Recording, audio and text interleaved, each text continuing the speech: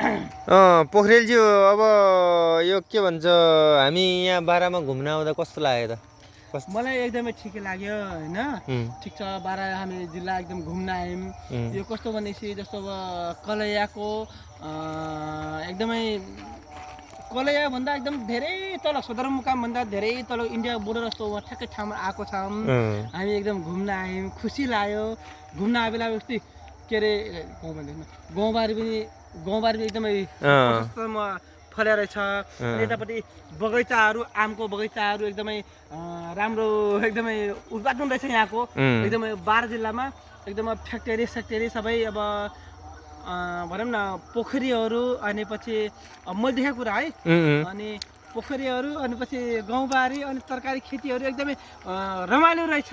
मैले देखाएँ त्यही कुरा हो। अनि मेरो ब्याजी अनि म सँगै आछौँ घुम्न, हामीलाई एकदम रमाइलो छ। अनि हजुर पनि आउनु भएको छ। अनि घुम्न आए बेला आज अब केही नभने अब आज यहाँबाट हामी कलैया जान्छौँ। कलैया गएर हामी उहीँ बस्छौँ होटलमा। आज उहीँ गएर हामी बासस्थान हुन्छ। अनि भोलि बिहान नै त्यहाँबाट खाना खाएर हामी काठमाडौँ लाग्छौँ। त्यति हो। अब ब्याजी के भन्नुहुन्छ? ल हामी चाहिँ सुदूरपश्चिमको भन्दा यहाँ कृषि उत्पादनमा चाहिँ एकदमै राम्रो छ। अनि वातावरण पनि तरकारी खेतीहरू होइन राम्रो छ। ठिकै लाग्यो होइन। हामी चाहिँ केही दिनको लागि चाहिँ यहाँ घुम्न आएको थियौँ, रमाइलो लागिरहेको छ। साथीभाइमा चाहिँ सबैलाई घुम्न मात्र आजसम्मको हाम्रो यात्रा हो। अब चाहिँ हाम्रो चाहिँ भोलि आज भनेपछि भोलि हामी जाने होइन त? हामी हिँड्छौँ आज घुमेर जे होस् गाउँ एरिया राम्रै लाग्यो होइन। अलिकति विकसित चाहिँ कम भएर रहेछ। विकसित चाहिँ हाम्रो सुदूरपश्चिम भन्दा पनि यहाँ अलिकति कमै रहेछ। तैपनि एकदमै खेतीपातीमा चाहिँ राम्रो छ यता। हामी फेरि कस्तो सुदूरपश्चिम भनेको हाम्रो यो जस्तो तराई, यो पनि भेग बारा जिल्लाको तराई भेगमा हामी पनि त्यस्तै हाम्रो सुदूरपश्चिम पनि तराई भेग हो। तर कस्तो हाम्रो उहाँभन्दा उहाँ र यहाँमा एउटै माने मैले। तर कस्तो यहाँको अब एकदम फ्याक्ट्री धेरै हो। अनि त्यसमा पनि अब माछाहरू है बारा जिल्लामा हामीले देखेको घुम्न आए बेला माछा जिल्लाको पोखरी जो हुन्छ नि है, अनि त्यो माछा जिल्लाको त्यो पोखरीमा एकदम माछा यहाँबाट बेचबिखन धेरै हुँदो रहेछ। अनि त्योमा पनि अब ठिकै छ, घुम्यौँ, खुसी लाग्यो हामीलाई बारा जिल्ला।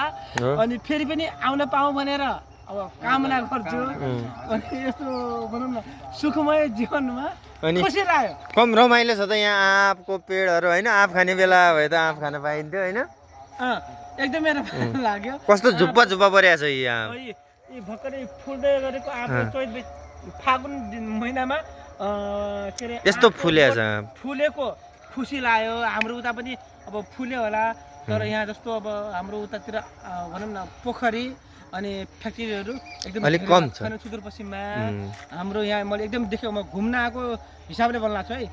अनि त्यहाँ चाहिँ धेरै देखेँ। यहाँ चाहिँ अब यस्तै हो, ठिक छ, खुसी लाग्यो। कि उहाँको